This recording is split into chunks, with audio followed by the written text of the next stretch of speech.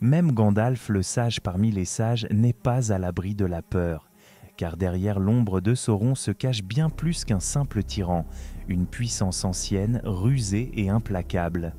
Alors pourquoi le magicien gris craint-il l'œil flamboyant du Mordor? Aujourd'hui, nous levons le voile sur ce secret. Et si vous aussi souhaitez résister à l'anneau unique, alors agitez votre souris comme Anduril. Abonnez-vous à la chaîne, laissez un j'aime et rejoignez la communauté avant que l'ombre n'engloutisse toute la terre du milieu. Gandalf, son nom à lui seul évoque des images de feux d'artifice sur la comté, de discours courageux dans les couloirs du Gondor et d'un vieil homme combattant bâton et épée contre les forces des ténèbres. Mais derrière cette image se cache quelque chose souvent négligé. Gandalf n'est pas intrépide. Ce n'est pas un titan inébranlable qui se lance dans chaque bataille sans hésitation. Au contraire, précisément parce qu'il comprend les ténèbres mieux que beaucoup d'autres, il sait aussi ce qu'il faut craindre. Et personne n'incarne ces ténèbres mieux que Sauron. Pour comprendre l'essence même de cette peur, il ne suffit pas de rester superficiel. On pourrait croire que Gandalf craint Sauron parce qu'il commande des armées d'orques, parce qu'il est un œil flamboyant à Barad-dûr, ou parce que son pouvoir domine le pays des monts brumeux aux havres gris. Mais la vérité est plus profonde. Gandalf et Sauron ne sont pas des adversaires isolés issus de mondes différents. Ils sont ancrés dans la même origine et c'est précisément ce qui rend leur relation à la fois fascinante et effrayante. Tous deux descendent des Maillards, les esprits créés par Ilúvatar, le créateur au premier temps du monde. Les Maillards sont plus anciens que le soleil et la lune, plus anciens que les montagnes et les océans de la terre du milieu. Certains servaient les grands Valar, les dieux de ce monde, apportant sagesse et force au peuple. D'autres, en revanche, étaient séduits par la soif de pouvoir et l'orgueil. Gandalf, connu sous sa véritable forme sous le nom d'Olorin, était naturellement compatissant. Il errait souvent parmi les hommes et les elfes, sans être reconnu, découvrant leurs espoirs comme leurs peurs. Sauron, quant à lui, autrefois appelé Méron, aspirait à l'ordre et au contrôle. Élève des Valar au lait, il apprit l'art de la création et pourtant cette soif de savoir le conduisit finalement aux griffes de Morgoth, le premier seigneur des ténèbres. Ainsi commence la tragédie. Deux êtres du même ordre, mais d'orientation opposée, se rencontrent en terre du milieu. Et Gandalf sait qui est vraiment Sauron. Il ne voit pas seulement le sombre souverain du Mordor, ni le forgeron de l'anneau unique, mais l'esprit qui le sous-tend, ancien, puissant et endurci par des millénaires d'intrigues et de cruauté. Ce n'est pas la peur d'un paysan face à un orc, ni celle d'un roi face à un siège. C'est la conscience profonde que Sauron ne peut être vaincu simplement en lui mettant une épée sous la gorge. C'est dans cette prise de conscience que réside la véritable force de la première partie. Gandalf comprend qu'il affronte un ennemi qui reflète sa propre nature, mais sous une forme déformée et destructrice. Là où Gandalf a choisi la sagesse et l'humilité, Sauron a choisi le contrôle et la domination. Là où Gandalf a aidé en secret, laissant la liberté aux autres, Sauron a exigé une soumission totale. C'est comme si deux images se faisaient la face, la même origine, mais des chemins diamétralement opposés. Et c'est précisément là que naît la peur, car quiconque voit Sauron voit aussi ce qu'un Maia peut devenir s'il libère toute sa puissance sans retenue. Gandalf sait que seules les contraintes de sa mission l'empêchent de suivre le même chemin. Il réalise que la puissance seule ne suffit pas à résister à Sauron, car la puissance est précisément le langage que l'ennemi parle le mieux. Cette peur n'est pas paralysante, mais lucide. Elle rend Gandalf prudent, vigilant, presque humble. Il sait que l'histoire du monde a déjà failli être plongée dans les ténèbres par Morgoth et son serviteur Sauron. Il sait que des peuples comme Númenor, autrefois plus fiers que tout autre royaume, ont été conduits à la ruine par l'influence de Sauron. Il sait que même les elfes, les immortels, peuvent s'affaiblir si la tentation lui paraît suffisamment douce. Et si tous ces peuples ont pu être brisés, pourquoi en serait-il à l'abri ?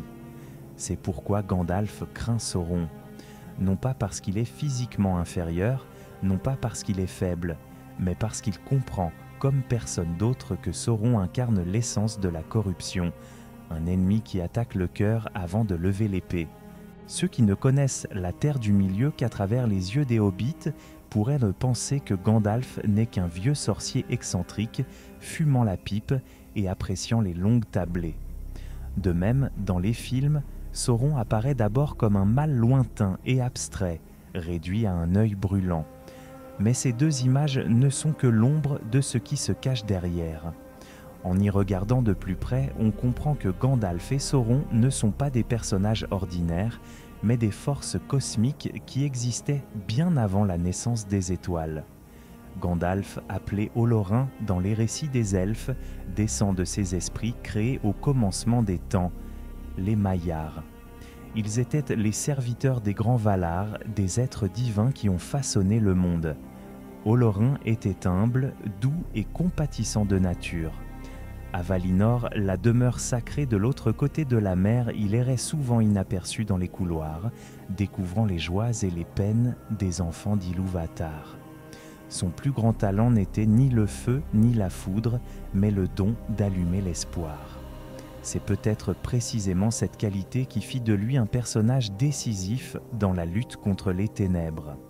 Sauron, quant à lui, était autrefois Méron, l'admirable. Ce nom à lui seul suggère qu'il n'était pas intrinsèquement corrompu.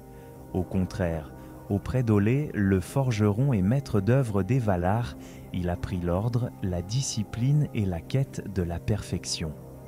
Mais c'est là que résidèrent les germes de sa chute, car ce qui n'était au départ qu'un amour de l'ordre se transforma en désir de contrôle.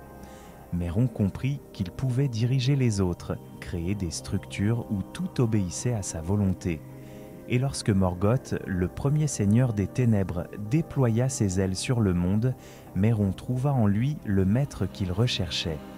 Méron devint Sauron, l'abominable.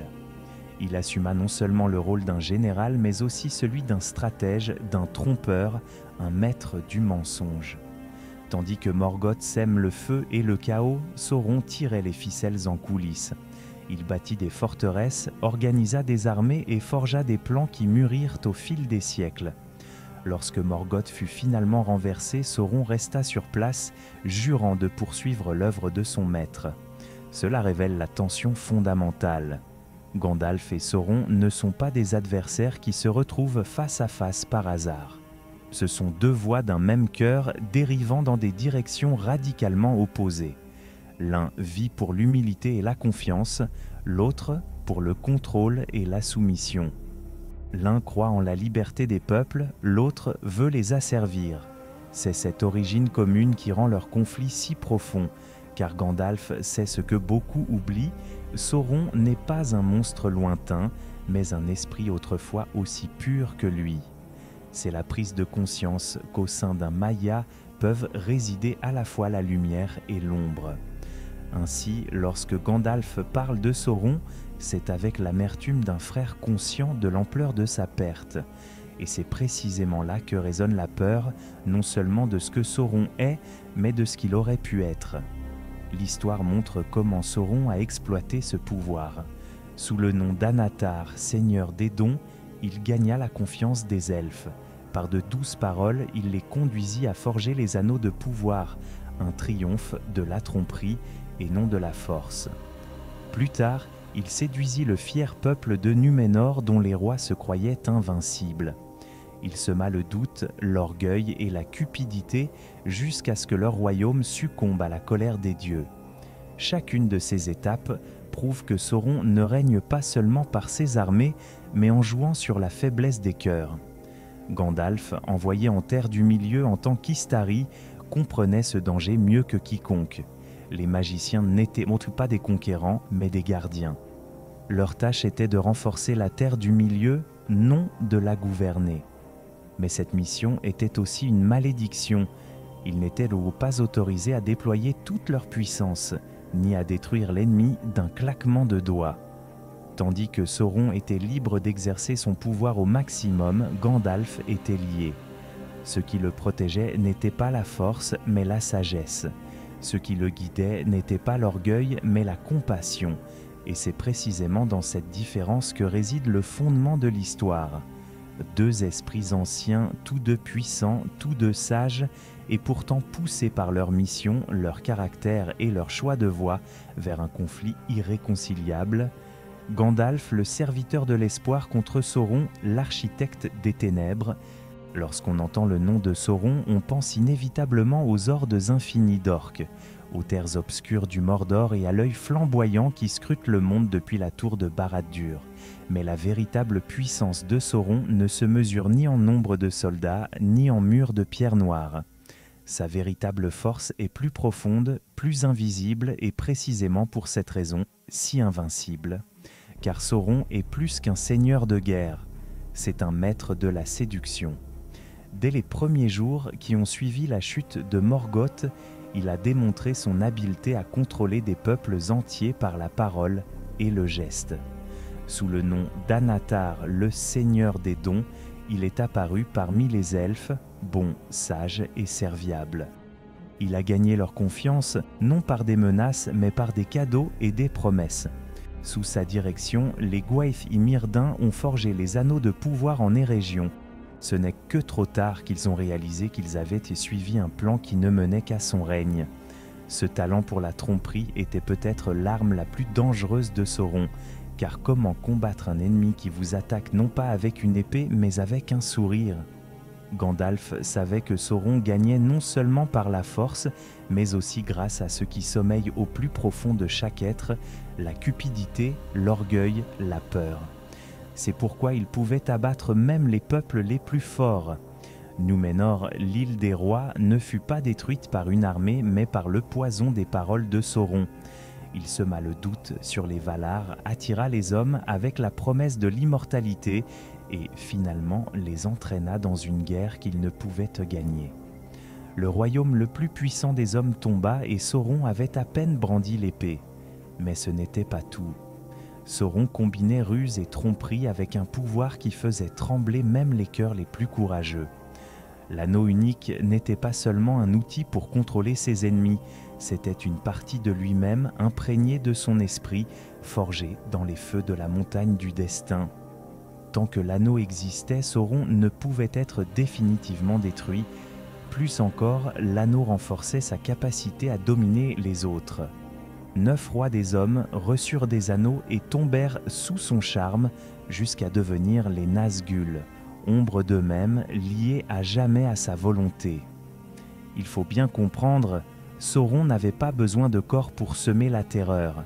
Même sans forme, sa présence était ressentie, comme la peur, comme un murmure, comme un fardeau pesant sur le monde. Les hommes sombrèrent dans le désespoir, les armées tremblèrent, les rois doutèrent. Son véritable royaume n'était pas seulement le Mordor, mais le cœur de tous ceux qui craignaient son pouvoir. L'œil que nous voyons à Barad-dûr en est le symbole. Sauron voit, perce et expose chaque faiblesse. Il est presque impossible de résister à ce regard. Pour Gandalf, cela représentait une double menace. D'une part, il savait que Sauron était quasi invincible militairement. Ses armées, ses forteresses, ses sombres serviteurs étaient au des légions. D'autre part, il comprit que le véritable danger résidait dans la façon dont Sauron empoisonnait les âmes. Une armée peut être vaincue, mais comment vaincre la peur au cœur de ses alliés ? Comment lutter contre une promesse qui semble plus grande que tout espoir ? Et c'est là que réside le cœur de la peur. Sauron ne contraint personne directement. Il offre des possibilités, le pouvoir, la force, l'immortalité. Ce sont des tentations qui peuvent tenter même les meilleurs. Galadriel le sent lorsque Frodon lui offre l'anneau unique. Boromir y succombe presque car il veut sauver le Gondor. Même Gandalf tremble en imaginant ce qui arriverait si l'anneau tombait entre ses mains, car il le sait, nul n'est à l'abri. Sauron incarne ainsi un principe bien plus grand que lui, la corruption, la séduction, le pouvoir de la peur. Il peut lever des armées et dévaster des terres, mais sa véritable force réside dans sa capacité à utiliser l'âme de l'ennemi comme arme. Il vous force à vous battre contre vous-même, et c'est précisément ce qui le rend si terrifiant. Gandalf, le sage sorcier, ne craint pas Sauron parce qu'il le croit tout-puissant. Il le craint parce qu'il reconnaît que cet ennemi joue sur un tout autre terrain, et parce qu'il sait qu'en fin de compte, ce ne sont ni les épées ni les sorts qui décideront de la victoire, mais le cœur de ceux qui doivent tenir bon. La crainte de Gandalf envers Sauron n'est pas un signe de faiblesse mais de sagesse. Il reconnaît que le pouvoir seul ne peut renverser le Seigneur des Ténèbres, car la véritable arme de Sauron réside dans la corruption, dans les murmures qui tentent les cœurs. C'est pourquoi Gandalf ne compte ni sur les épées ni sur les sorts, mais sur les petites choses les plus négligées, les hobbits, l'amitié, le courage dans des situations apparemment désespérées. Sa conscience de l'ampleur du danger fait de lui un gardien dont la plus grande force n'est pas la soif de bataille mais l'espoir. Et lorsque nous parlons de la Terre du Milieu aujourd'hui, cette histoire nous le montre. Parfois, la véritable victoire ne réside pas dans la défaite du plus grand ennemi, mais dans la résistance face à l'appel des ténèbres.